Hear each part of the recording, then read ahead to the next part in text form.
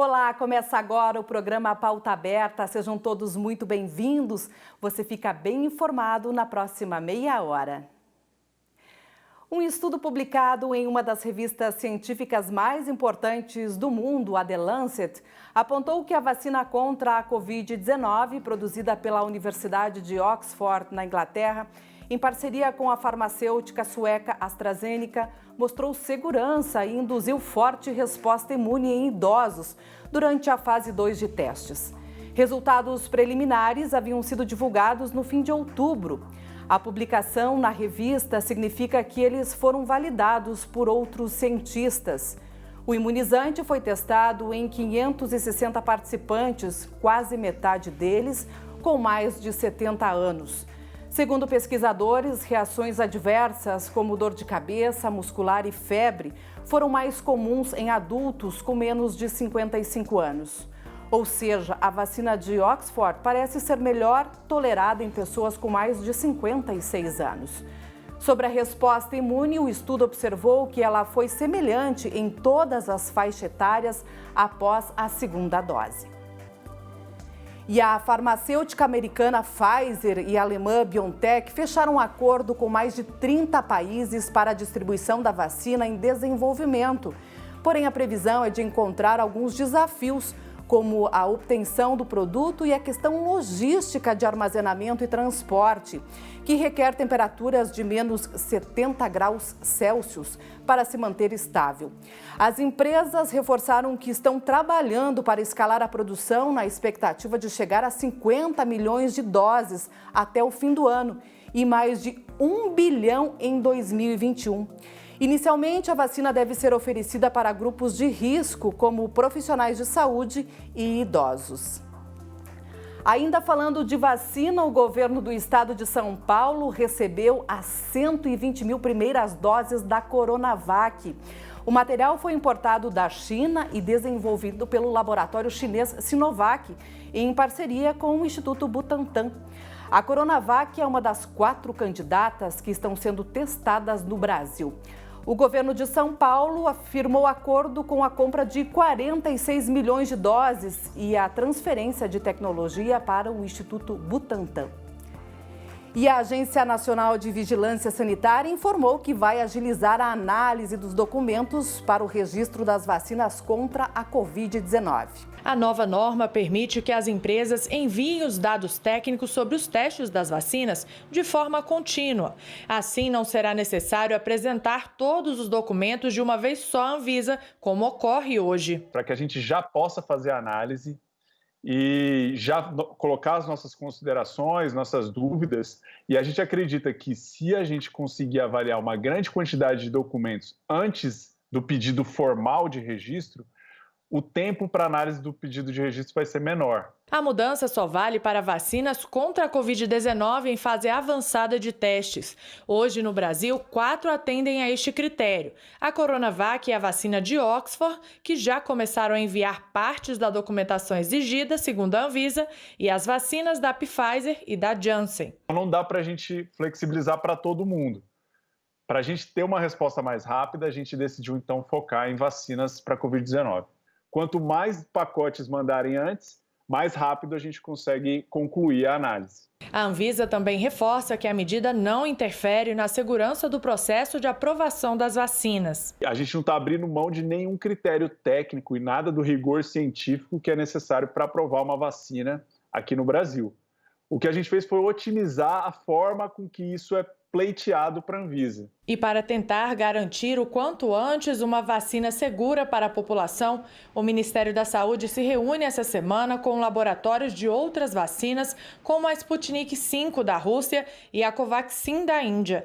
O governo federal também fez a doação de 8,5 milhões de reais para a Aliança Global para Vacinas e Imunização. O grupo é um consórcio de diversos países para acelerar as pesquisas científicas de vacinas contra a Covid-19. Uma conclusão em nota técnica produzida pela Secretaria de Trabalho do Ministério da Economia reforçou que trabalhadores com jornada de trabalho e salário reduzidos em função do Programa de Preservação de Emprego e Renda devem receber férias e 13º salário, com base na remuneração integral. No caso de suspensão dos contratos, o pagamento será proporcional aos meses com 15 dias ou mais de trabalho. O programa foi lançado pelo governo federal como uma das medidas para enfrentar a crise gerada pela pandemia. Agora vamos mudar de assunto. Homem, branco, casado e com ensino superior. Esse é o perfil dos prefeitos eleitos no primeiro turno das eleições deste ano. 88% dos prefeitos eleitos são homens. As mulheres representam apenas 12% do total. Em 2016, elas eram 11,7%. Pouco mais de 1.700 candidatos se declararam pretos ou pardos, o que corresponde a 32% do total. Em 2016, essa parcela correspondia a 29% dos prefeitos eleitos no primeiro turno. A cidade de Muriaé, em Minas Gerais, tem o prefeito mais velho, com 95 anos. O Nordeste tem os prefeitos mais novos, com 21 anos, idade mínima para se candidatar ao cargo. Entre os partidos com maior número de prefeitos eleitos, o MDB, o PP e PSD ocupam as 3 primeiras posições. Os pequenos partidos perderam muito, né, nessa eleição para vereador porque não tinha coligação eleitoral.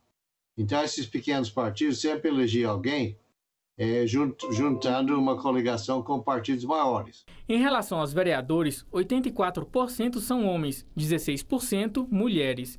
Em 2016, elas eram 13,5% do total. 53% são brancos. Os que declararam pretos ou pardos somam 44,7%. Há 4 anos, esse percentual era de 42%. 37,3% dos vereadores eleitos têm ensino médio completo e 60% são casados. Após o resultado das votações, a vereadora do Partido dos Trabalhadores, Ana Lúcia Martins, primeira mulher negra eleita para a Câmara Municipal de Joinville, no norte de Santa Catarina, vem recebendo ataques racistas e até ameaças de morte nas redes sociais. Segundo ela, as ofensas começaram antes mesmo da apuração final das urnas. A Delegacia de Proteção à Criança, Adolescente, Mulher e Idoso instaurou inquérito por injúria racial e ameaça após registro do boletim de ocorrência. Criminosos voltaram a se passar por entrevistadores do Telesus 136 para aplicar golpes neste fim de ano. A imitação do contato, que realmente é feito pelo Ministério da Saúde, já tinha sido usada por bandidos no início da pandemia.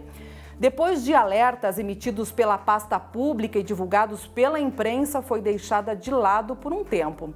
Retomada agora, a estratégia dos golpistas visa roubar contas do aplicativo WhatsApp. Este tipo de golpe vem crescendo no Brasil, mas é possível se prevenir. Veja as dicas na reportagem. Parece ser só mais uma mensagem no WhatsApp, mas cuidado, pode ser golpe. O José passou por isso. Os criminosos clonaram o perfil dele e o da esposa. Fiz um anúncio na internet, né? E assim que eu terminei de fazer esse anúncio, já entraram em contato comigo por telefone, né? Perguntando para mim que, para passar alguns dados para eles, que eles precisavam, era da base do pessoal da internet, né? Daí eles, a gente vai passar um código aí por telefone, né? E daí você passa pra gente. Falei, tudo bem, passa aí que eu já passo. Daí já passaram, né? Eu retornei o código pra eles, não deu certo. Eu falei, tem da minha esposa, né? Daí passei da minha esposa e daí clonaram dela também. Os golpistas usaram a mesma abordagem com o Guilherme. Pois é, eu fui anunciar meu carro no ano passado, né, para vender. Não deu nem 2 minutos, 5 minutos no máximo, me ligaram. E eu tava na correria no trabalho, tava doente em casa de home office. E aí, um negócio corrido e tal, me ligou, falou, passa um código para confirmar que você acabou de anunciar o teu carro, e eu acabei passando. Passei o código, na hora que eu passei eu já me toquei, falei, é golpe. Esse especialista em direito digital explica de que forma os criminosos atuam. O que está em alta é a clonagem do WhatsApp, onde o criminoso se passa por N situações, consegue ludibriar aí a vítima e manda um código. Quando a pessoa repassa o código para o bandido se apossa do WhatsApp e começa a enviar mensagens para os amigos pedindo dinheiro. E cair nesse golpe é mais comum do que imaginamos. No Brasil, desde o início do ano, a clonagem do WhatsApp já fez mais de 3 milhões de vítimas. E um alerta: um estudo apontou que existem pelo menos 40 mil links falsos circulando no país. A lei ampara as vítimas, mas é quase impossível conseguir o dinheiro de volta. A possibilidade é quase zero. O WhatsApp não tem escritório no Brasil. Então, existe uma grande dificuldade em colheita de provas, colheita de dados digitais junto ao WhatsApp. Essa advogada orienta que, para não ficar no prejuízo, o ideal é adotar medidas de segurança. Bom, acho que a primeira dica é utilizar um artifício de segurança do próprio WhatsApp, né, que é o uso da segunda verificação, um PIN complementar. Então, se alguém invadir teu WhatsApp, ela vai ter que digitar essa senha. E, naturalmente, ela não vai saber essa senha, né? E do ponto de vista daquela pessoa que tem a solicitação de transferência, antes de você fazê-la, liga para a pessoa, né, confira, ou faz ali uma pergunta que somente você e ela saberiam para confirmar a identidade dessa pessoa. E foram essas medidas que evitaram o pior no caso do Guilherme. Por sorte, eu tinha o PIN no WhatsApp e esse código evitou que eu caísse nesse golpe, que eles conseguissem hackear meu WhatsApp. Já no caso do José, os contatos não depositaram nenhuma quantia para os criminosos, mas depois do susto, ele aprendeu a lição. Inclusive, eu fiz aí outro anúncio também na internet e já retornaram também, né? Com essa mesma história. Daí, como eu já tinha caído, não, agora não vou cair novamente, né? O indicado, o recomendado, é que a pessoa sempre procure a delegacia para fazer um boletim de ocorrência, né? Se na sua cidade tiver uma delegacia especializada em crimes cometidos na internet, por exemplo, o aparato da delegacia vai ser melhor para trabalhar esse tipo de crime do que um distrito comum, por exemplo.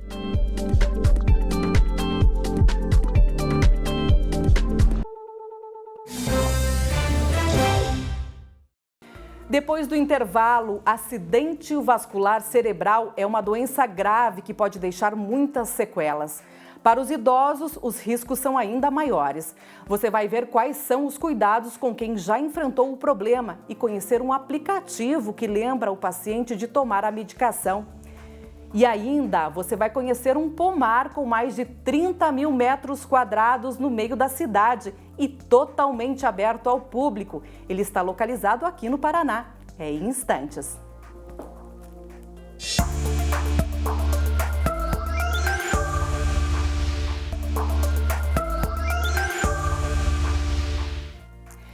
Em meio à pandemia, a baixa considerável nos estoques de sangue tem preocupado autoridades de saúde. Diversos hemocentros enfrentam dificuldades e fazem um apelo por doações. Segundo a Fundação ProSangue, ligada ao Hospital das Clínicas da Faculdade de Medicina da Universidade de São Paulo, os dados apontam o estado crítico do estoque.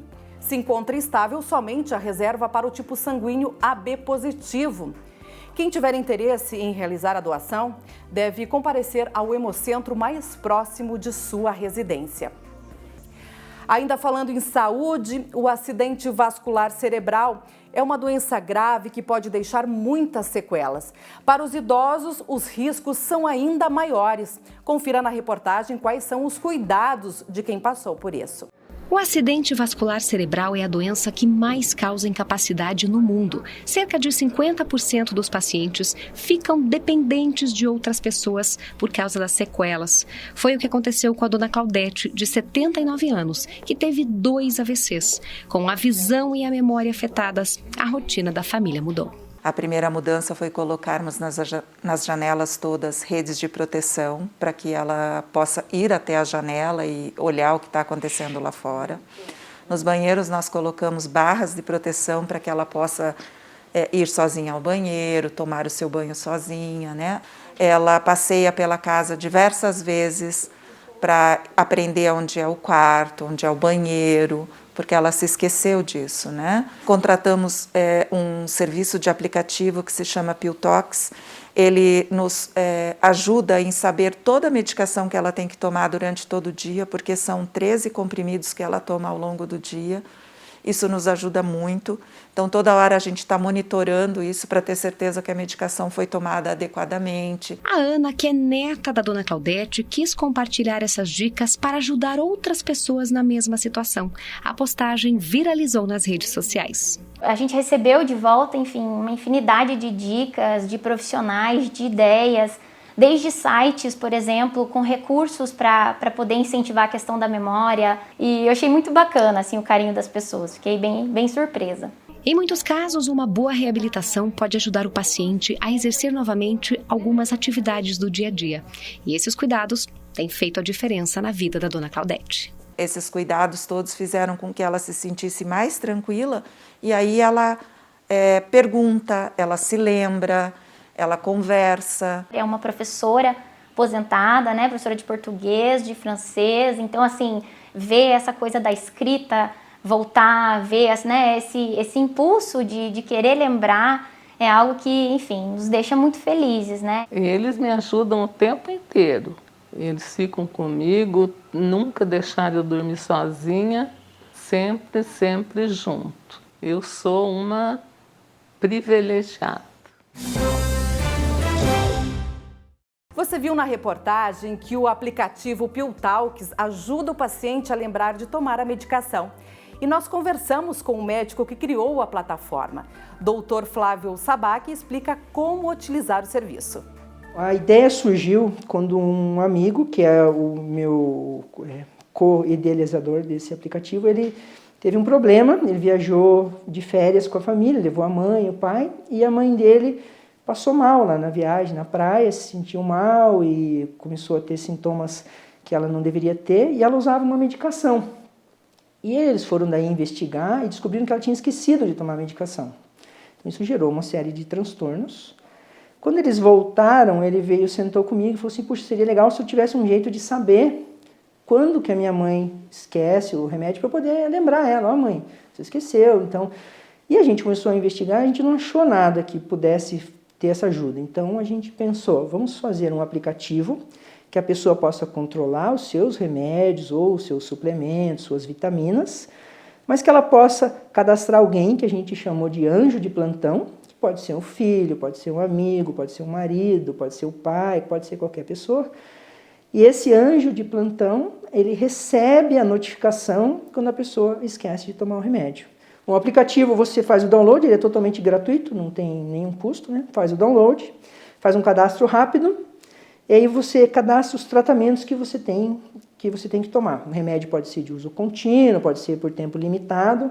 Você, com o código de barras, a leitura do celular, você lê na caixinha do remédio que você comprou, ele já vai cadastrar para você o remédio, vai pôr ali o nome, você pode tirar uma foto para você na hora de tomar, porque quem toma muitos remédios, às vezes é difícil a pessoa se controlar. Então tira uma foto da caixinha, ele vai te dar ali, ó, tomou essa que tem a caixinha amarela, esse que tem a caixinha, que você pode tirar uma foto, ou da pílula, tanto faz.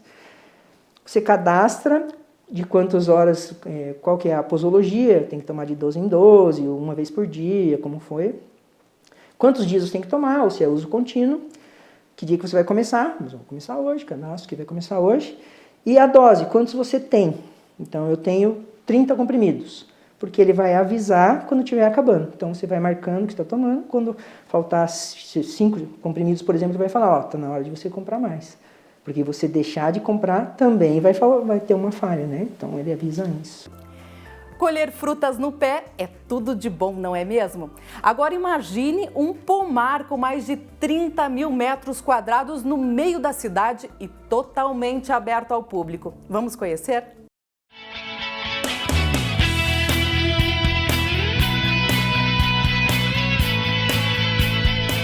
Um refúgio entre as avenidas da cidade. Esse é o Bosque Sensorial Ana Domingues, que fica em Maringá, no noroeste do Paraná.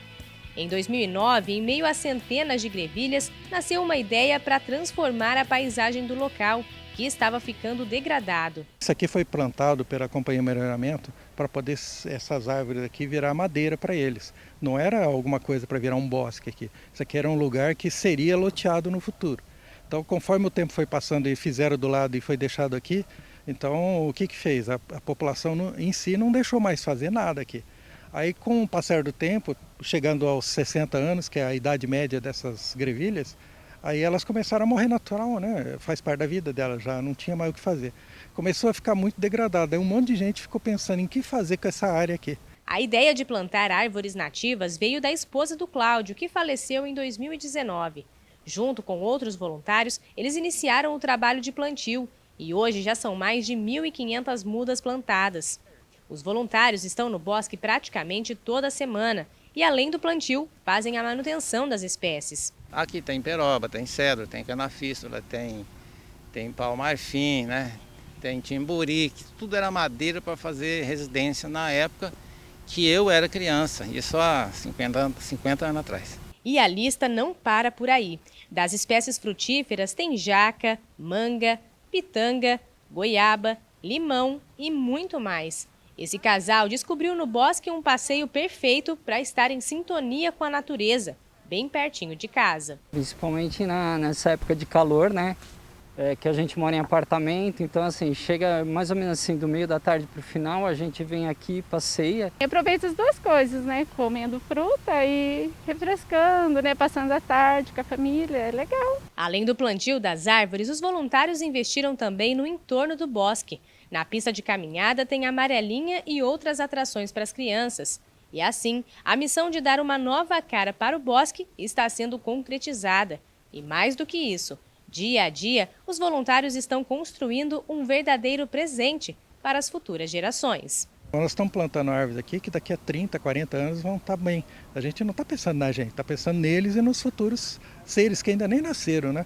Então, cada vez que uma árvore dessa está crescendo, ela está capturando carbono, está evitando que o carbono esteja na atmosfera. Então, nós estamos pensando isso a longo prazo, não a curto prazo. Satisfação é fazer o trabalho de cidadão, né? Cumprir o trabalho de cidadão, passar por essa terra e deixar algo para as futuras gerações que a gente já teve no passado.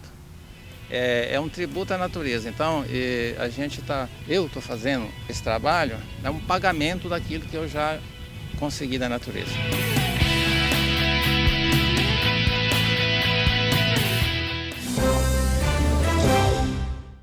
Domingo é dia de Terra Boa aqui na TV Evangelizar. Adilson Arantes conta pra gente os destaques do programa. Confira.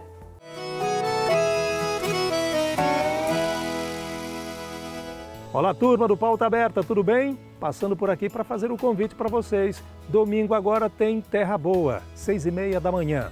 Preparamos um trecho de uma reportagem para vocês. Veja. A produção de flores no Brasil tem demonstrado que o país tem condições de ser um grande produtor e exportador em escala mundial. No mínimo espaço, você consegue produzir e obter um bom resultado, ou seja, um bom lucro. Então tá combinado, domingo, 6h30 da manhã. Terra Boa, para todo o Brasil aqui na nossa TV Evangelizar. Eu espero você.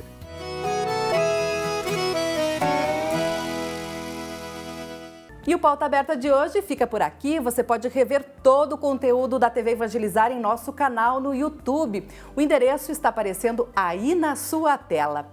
Obrigada pela sua companhia. Fique bem, fique em paz. Tchau.